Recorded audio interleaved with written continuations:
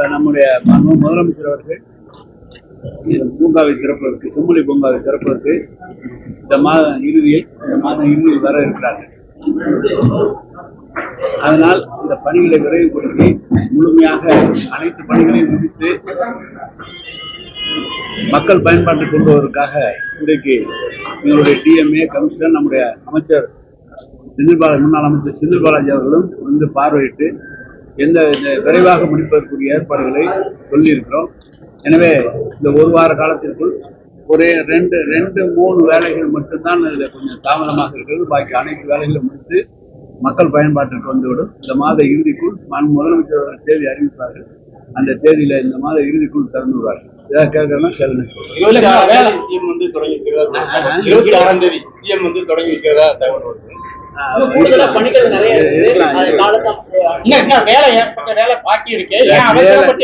இல்ல, வேலை இருக்கிறது வந்து பாத்தீங்கன்னா டிக்கெட் காம்ப்ளெக்ஸ், அந்த indoor play area ticket complex, அது ஒண்ணு 50% மேல வேலை முடிஞ்சிருச்சு. அது அதே மாதிரி water garden, filtration unit installation அது வந்துகிட்டு இருக்கு. வந்தா முடிச்சுட்டுருவோம். இப்போ பெய்டு பே ஏரியா, நம்ம பணம் கொடுத்து பார்க்குற ஏரியா, அது ஒன்று. அடுத்தது வந்து இந்த மவுண்ட் இருக்குல்ல, அது ஒன்று 4 தான் பாக்கி எல்லா வேலையும் முடிச்சிடும். என்ட்ரன்ஸு, அதே மாதிரி என்ட்ரன்ஸ் கிளாஸா, எல்லா வேலையும் 23 வேலை இருக்கு. 23 வேலையை முடிச்சிடும். இந்த 4 வேலை தான் கொஞ்சம் குறை இருக்கு. அதையும் விரைவாக முடிக்கிறதுக்கு தான் இன்னைக்கு வந்துருக்கோம். மொத்தம் வந்து ஏற்கனவே 167.25 கோடி ரூபாய் இதுக்காக ஒதுக்கப்பட்டது. இப்போது கூடுதலாக 47 கோடி ரூபாய் அதுக்காக போட்டு 214.25 கோடி ரூபாய் இதற்காக செலவு. 47 கோடி இன்னும் கொடுக்கலை சொன்னாங்க தமிழக அரசு. தமிழக அரசு ஏற்கனவே கேட்ட ஒரு 27.50 கோடி தமிழக அரசு பங்களிப்பை இன்னும் கிடைக்கல அப்படின்னு கொடுத்துட்டாங்க. இப்போ செம்மொழி பூங்கான்னு பேர் வச்சுட்டு வெறும் ரோட்டன்ஸ் ஊட்டியில் இருக்கிற செடிகளை மட்டுமே உள்ள இருக்கு. இது எந்த அளவுக்கு மெயினா வந்து பார்க்குங்கிறது வந்து பொல்யூஷன் கட்டுப்படுத்துறதுக்காக பாரம்பரிய மரங்கள் இருக்கு. இங்க அப்படி எதுவுமே இல்லையே. ரொம்ப ஏற்கனவே இருக்கக்கூடிய பழைய மரங்கள் மட்டும்தான் இருக்கு. நான் சொல்றது ரொம்ப ரேர் வெரைட்டி, எங்கேயுமே இல்லாத ரேர் வெரைட்டி நட்டுருக்காங்க. அதுக்குன்னு கன்சல்டன்ட் வந்து ரோஜா வகையில 1000 வகையான ரோஜா வச்சிருக்காங்க. இந்தியாவில் உலகத்தில் எங்கெங்கெல்லாம் கிடைக்காத வெரைட்டி எல்லாம் கொண்டு வந்து நட்டுருக்காங்க. நீங்க செம்மொழி பூங்கா வேற என்ன இருக்குன்னு நினைக்கிறீங்க? இல்ல, நீங்க என்ன இருக்குன்னு நினைக்கிறீங்க? அதாவது பார்க்குன்னா வந்து நிறைய வண்டி போனாலும் அந்த பொல்யூஷன் கண்ட்ரோல் பண்றதுக்காக மரங்கள் வைக்கும். பெரும் குரோட்டன்ஸ் இதை வச்சு எந்த அளவுக்கு அழகு செடி மட்டும்தானே இருக்கு. இப்ப மரம் நட்டுட்டு இருக்காங்க, வளர்ந்துட்டு இருக்கு. இப்ப உடனே மரம் நட்டுட்டு இருக்காங்க, வளர்ந்துடும். அதெல்லாம் ஒன்றும் பிரச்சனை இருக்காது. நீங்க நினைக்கிறீங்க பணிகள் மாநகர பகுதியில் பல்வேறு இடத்துல முடியாம அதை அப்படியே க்ளோஸ் பண்ணிட்டு காங்கிரஸ் சாலைகளும் தார் சாலையும் போடுறது அப்படி இல்ல. அண்டர் கிரவுண்ட் ட்ரைனேஜ் எந்த மழை காலத்துல கொஞ்சம் தாமதப்படுத்துறோம். மழை காலம் வந்து ரோட பேசக்கூடாது அப்படிங்கிறாங்க. தொடர் செலவு எங்கேயும் நிறுத்த மாட்டோம், முடிச்சுட்டு. அது அமைச்சர் அந்த அண்ணன் செந்தில் பாலாஜி அவங்க வந்து முடிக்கணும், அந்த ரோடெல்லாம் போடணும்னு சொல்லிட்டு இருக்காரு. அதனால அந்த வேலையெல்லாம் பார்த்துருக்காங்க. இந்த துப்புரவு பணியாளர்கள் பணி நிலத்தை வந்து ரொம்ப நாள் கேட்டுட்டு இருக்காங்க. தமிழ்நாடு முழுக்கவே இந்த கோரிக்கை இருக்குது. இது சம்பந்தமா எந்த அறிவிப்பும் இது வரைக்கும் வெளியிடவே இல்லை. அது சம்பந்தமா வேற ஏதாவது தொடர்ந்து இந்த துப்புரவு பணியாளர்கள் எங்களுடைய கோரிக்கை வந்து தமிழக அரசு புறக்கணிக்குது, எதற்காக அப்படின்னு ஒரு கேள்வி. இன்னைக்கு காலையில் கூட முதலமைச்சர் அவங்களுக்காக தான் 6 திட்டங்களை அறிவித்து கொடுத்துருக்கிறாரு. வீடு 17 லட்ச ரூபாய் வீடு கொடுத்துருக்கிறாரு. சாப்பாடு 3 வேலை சாப்பாடு அவங்களுக்கு எப்ப எந்தெந்த ஷிஃப்ட் வரும் கொடுத்துருக்கிறாரு. அதோட மட்டும் இல்ல, அந்த பிள்ளைகள் படிக்கிறதுக்கு மானியத்துடன் பணம் கொடுத்துருக்காரு. தங்களுக்கு வீடு கொடுத்துருக்காரு. எல்லா மெடிக்கல் ஃபெசிலிட்டிஸ் எல்லாம் கொடுத்து எல்லா வேலையும் இன்னைக்கு காலையில ஆரம்பிச்சு வச்சிருக்காரு. கவனிக்காமல் இல்ல, கவனிச்சுட்டு இருக்காங்க.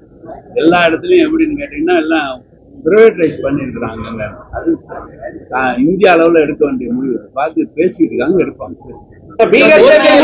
தமிழகத்திலயும் எதிரொலிக்குன்னு சொல்லி பாஜக காரங்க தொடர்ந்து சொல்லிட்டு வந்துருக்காங்க. இந்த பாஜக ஜெயிக்க மாட்டேன்னு சொல்லுவாங்களே, நீங்க சொல்லுங்களேன். தேர்தல் சொல்றாங்க, நீங்க தேர்தல் நிக்கிறோம் ஜெயிக்க மாட்டாங்க சொல்லுங்க. ஜெயிக்கிறாங்க, ஆனா உள்ளபடி ஜெயிக்கிறது நாங்க தான். நாங்க பார்த்து எஸ்ஐஆர்னால வந்து தமிழகத்தில் யாருமே ஓட்டு போட முடியாத நிலைமை வரும் அப்படின்னு சொல்லி விஜய் வந்து ஒரு வீடியோ வெளியிட்டு இவ்வளவு பெரிய அரசாங்கம் இருக்கு. 6 லட்சம் ஒவ்வொரு பூத்துக்கும் ஒரு ஆளு அரசு சார்பா BLO போட்டிருக்காங்க. ஒரு 68,000 பேர் போட்டுருக்காங்க. BL2 அரசாங்கம் தேர்தல் ஆணையாளர் அங்கீகரிக்கப்பட்டு திமுகவுல இருந்து ஒவ்வொரு பூத்துக்கு ஒரு ஆள் போட்டிருக்காங்க, டிடிஏ ஒரு ஆள் போட்டிருக்காங்க. எல்லா இடத்துலயும் நேரடியா ஃபார்ம் எல்லாம் பூரா கொடுத்துருக்காங்க. 90% கருத்து எவ்வளவு 90% ஃபார்ம் எல்லாம் போயிடுச்சு. இன்னும் இருக்கிறது 17-18 நாள் இருக்கு.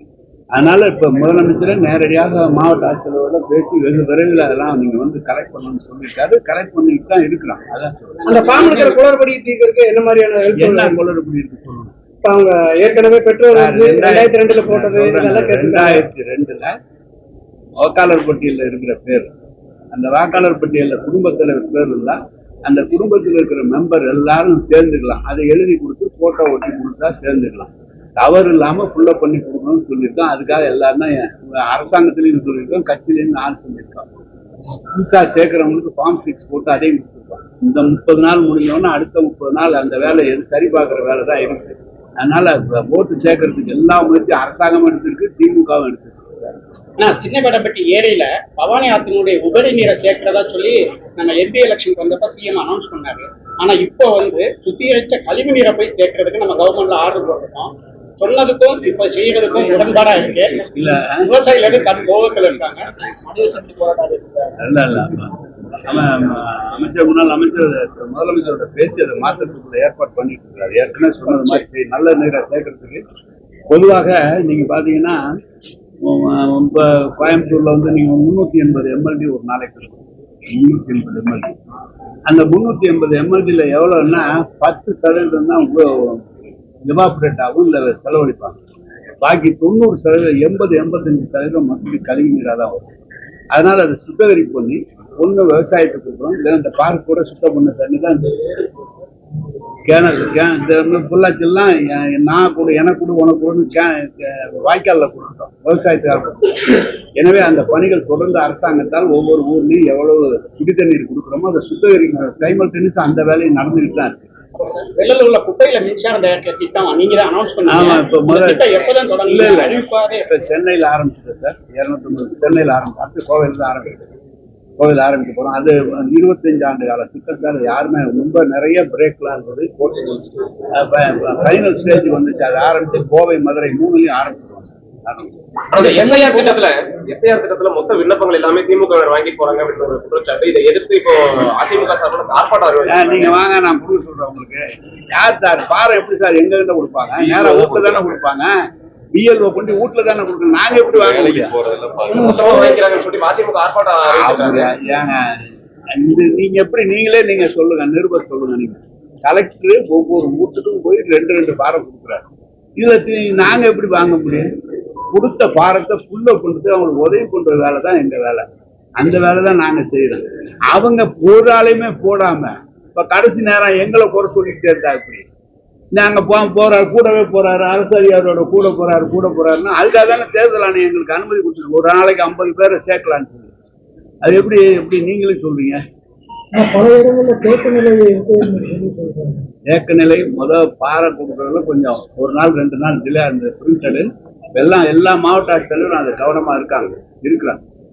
தமிழகத்துல தாவேக்காவுக்கும் திமுகவுக்கும் தான் போட்டி அப்படின்றத திமுக மேடைகள்ல உறுதிப்படுத்துறாங்க.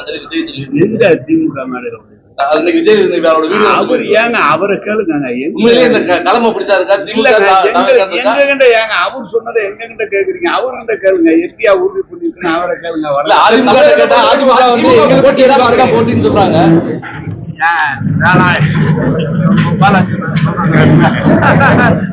திருப்பதிக்கு 46 லட்சம் ரூபாய் நன்கொடை கொடுத்து எங்க குடும்பத்துல இருந்து கட்டாங்க சார். நான் கட்டல. என்கிட்ட அவ்வளவு பணம் சார். குடும்பத்துல இருந்து கட்டுறாங்க. அவங்க பிசினஸ் பண்றாங்க, அவங்க கட்டுறாங்க. என் பேர்ல கட்டுறாங்க. நான் கொடுக்க கூடாதுன்னு வேற சொல்லியிருக்காங்க. நீங்க நான் கொடுக்க கூடாது அப்படின்னு 2 நாள் பேட்டி கொடுத்தாங்க.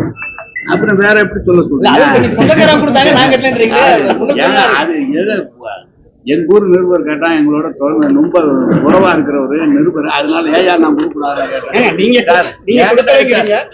சொல்றீங்க நீங்க ஒரு அமைச்சர் அந்த அளவுக்கு ஏழை எப்படி நீங்களே சொல்லுங்க. கேஸ் போட சொல்லுங்க சார்.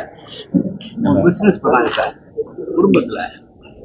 எங்களுக்காக கட்டுறாங்க. அது போய் நான் எப்படி வேணாம். என் பேர் தெரிஞ்சிருந்தா நல்லா அலோவ் பண்ண மாட்டேன் சார்.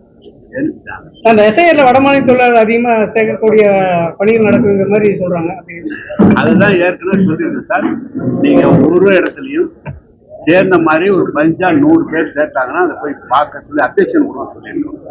அந்த 100 பேர் சேர்க்கறத பத்தி அவங்க 3 மாசம் 4 மாசம் இங்கேயே இருக்காங்களா, அவங்களுக்கு நேட்டிவிட்டி சர்டிபிகேட் வந்து விஓ பண்ணிருக்காரா, விஓ பண்ணி தாசில்தார் கொடுத்தோம்னா அதை சேர்க்கலாம், இல்லைன்னா சேர்க்க மாட்டாங்க. அது சொல்றாங்க.